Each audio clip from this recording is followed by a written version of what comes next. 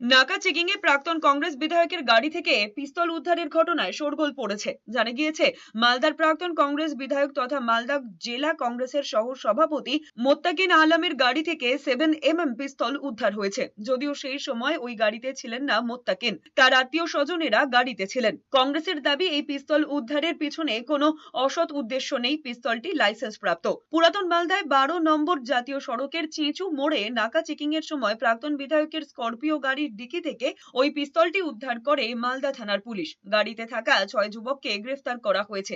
মালদা জেলা কংগ্রেসের কার্যনির্বাহী সদস্য মান্তু ঘোষ জানিয়েছেন, পিস্তলটি লাইসেন্স প্রাপ্ত এবং ব্যক্তিগত ব্যবহার, বিশেষ করে নিরাপত্তার জন্য রাখা ছিল, কিন্তু ঈদের ব্যস্ততায় ভুলবশত সেটি গাড়িতেই রয়ে যায়। লাইসেন্সধারী আগ্নেয়াস্ত্র আছে, সেগুলো সরকারের কাছে জমা করতে হয়, কিন্তু যার গাড়িটা বলা হচ্ছে WB66AN 3399 মুত্তাকিন আলম, কিন্তু তিনি তো প্রাক্তন বিধায়ক ছিলেন মানিকচক বিধানসভা কেন্দ্রে, এবং তার তো জানা দরকার